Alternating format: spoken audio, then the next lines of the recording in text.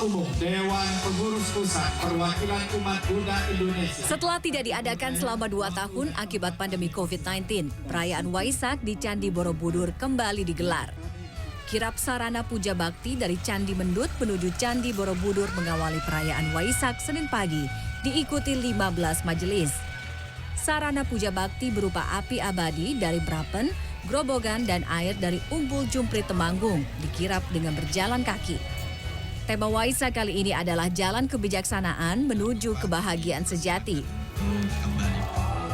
Sebanyak 1.000 umat Buddha memanjatkan doa saat puncak peringatan Trisuci Waisak di kawasan Vihara Dhammacakka Jaya Sunter, Jakarta Utara, Senin pagi. Umat Buddha mempersiapkan berbagai perlengkapan puja bakti seperti lilin pelita sambil bermeditasi untuk memanjatkan doa bagi para leluhur mereka. Puja bakti di Vihara Dhammacakka Jaya Sunter ini mengangkat tema moderasi beragama, membangun kedamaian. Pemandangan penuh hikmat juga terasa di Medan, Sumatera Utara. Sekitar 300 ratu etnis India Tamil merayakan Trisuci Waisak di Vihara Lokashanti. Mereka memulai ibadah dengan prosesi pradakshina atau mengelilingi vihara sebanyak 3 kali yang dipimpin oleh para pandita. Selain mengenang kelahiran, pencapaian kesempurnaan dan meninggalnya Sang Buddha, mereka juga melakukan ritual memandikan rupang atau arca Buddha secara bergantian. Usai perayaan dan ibadah Waisak, warga bercengkrama dan makan bersama. Tim Liputan CNN Indonesia.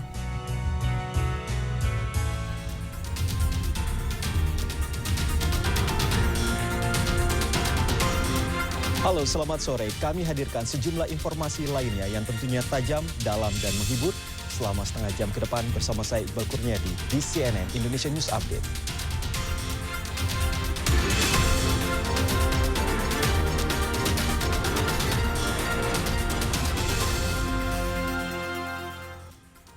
Sebuah bus wisata menabrak tiang reklame di Jalan Tol Trans Jawa sekitar Mojokerto, Jawa Timur, Senin pagi dan menewaskan 14 orang di dalamnya. Dari hasil olah TKP diduga kecelakaan ini disebabkan kelalaian sopir. Selain melaju dengan kecepatan tinggi, sopir juga diduga kelelahan dan mengantuk. Wanita. Sejumlah keluarga korban kecelakaan maut bus pariwisata asal Surabaya di Tol Sumo, Kabupaten Mojokerto mendatangi kamar jenazah RSUD Dr. Wahidin Sudirohusodo Senin siang. Mereka tidak kuasa menahan kesedihan saat melihat dan berupaya memastikan identitas jenazah, apakah anggota keluarganya atau bukan. Hingga Senin siang, baru sebagian korban yang berhasil diidentifikasi. Ada 13 jenazah yang bawa sini. Laki-laki berapa, perempuan berapa? Belum. Jadi masih bahasa jenazahnya masih numpuk gitu. Jadi proses identifikasi satu persatu.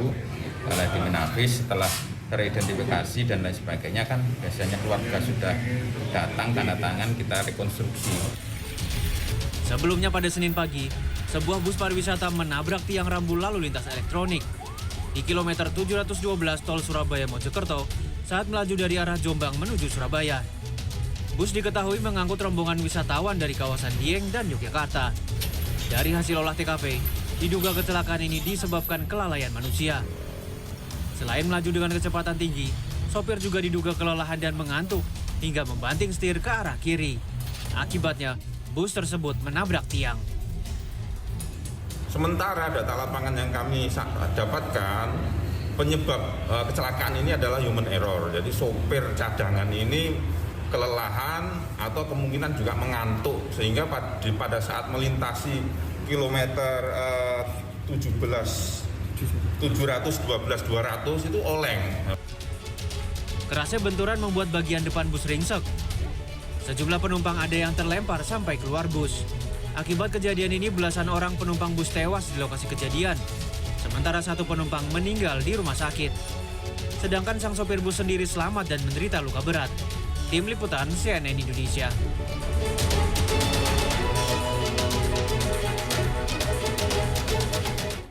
Sementara itu korban tewas akibat kecelakaan maut di ruas Pantura Karawang, Jawa Barat antara mobil Elf dan 4 sepeda motor bertambah menjadi 7 orang. Pihak kepolisian belum bisa menetapkan tersangka, menunggu hasil gelar perkara terlebih dahulu. Korban tewas akibat kecelakaan maut di ruas Pantura Karawang Minggu sore bertambah menjadi 7 orang.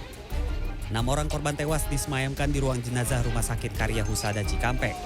Sementara 1 korban tewas lainnya berada di Rumah Sakit Fikri Klari. Hingga Senin pagi, korban luka berat akibat kecelakaan maut di ruas Jalan Pantura Karawang Minggu sore masih menjalani perawatan medis di 2 rumah sakit di wilayah Kabupaten Karawang. Sementara itu, Satlantas Polres Karawang belum bisa memastikan penyebab pasti terjadinya kecelakaan maut dan melakukan penetapan tersangka. Polisi masih menunggu hasil olah tempat kejadian perkara.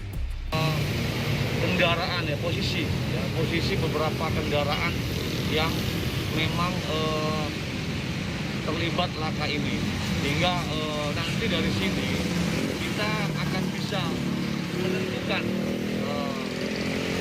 laka ini siapa tersangkanya. Olah TKP dilakukan petugas Satlantas Polres Karawang bersama Ditlantas Polda Jawa Barat pada Senin siang. Setelah itu polisi akan melakukan gelar perkara dan memastikan penyebab kecelakaan serta penetapan tersangka. Tim Liputan CNN Indonesia. Kami hadirkan berita menarik lainnya dalam kilas update berikut. Yang pertama, kami punya informasi cemburu istri bunuh pelakor. Hilangnya seorang wanita bernama DN 27 tahun warga Cengkareng, Jakarta Barat akhirnya terkuak. Pamit pergi dari rumah untuk buka puasa bersama pada 26 April lalu, korban ditemukan tewas di sebuah lahan kosong di sebuah perumahan wilayah Cibubur, Bekasi, Jawa Barat. Pelakunya adalah NU, 24 tahun, istri dari suami yang diduga berselingkuh dengan DN karena terbakar api cemburu. Dia emosi mengetahui sang suami akan menceraikannya. Tersangka pun terancam hukuman 15 tahun penjara. Dan selanjutnya, libur panjang, puncak macet.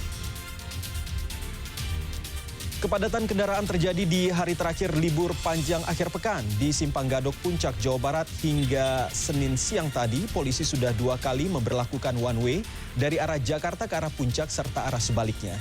Kebijakan ini bersifat situasional. Meski demikian, kebijakan ganjil genap tetap diberlakukan. Sementara antrian kendaraan mengular dari kawasan Emplak, Kecamatan Kali Pucang menuju pintu gerbang masuk kawasan wisata Pantai Pangandaran Minggu sore. Petugas kepolisian pun terpaksa berlakukan one way untuk mengurangi kepadatan di tempat tersebut.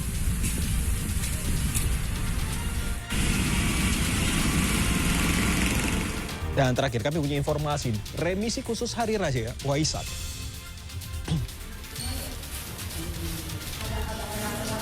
Sejumlah narapidana lapas perempuan kelas 2A Jakarta hari ini mendapatkan remisi khusus Hari Raya Waisak.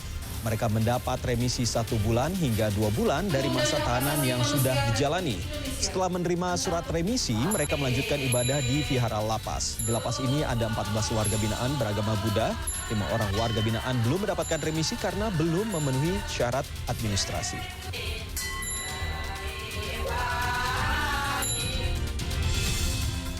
Sejumlah warga mengaku mulai khawatir menyantap daging menyusul merebaknya wabah penyakit mulut dan kuku yang menyerang ribuan ekor ternak, baik sapi maupun kambing. Lantas seperti apa cara aman mengolah daging di tengah merebaknya wabah ini? Kami punya informasinya, usai jeda.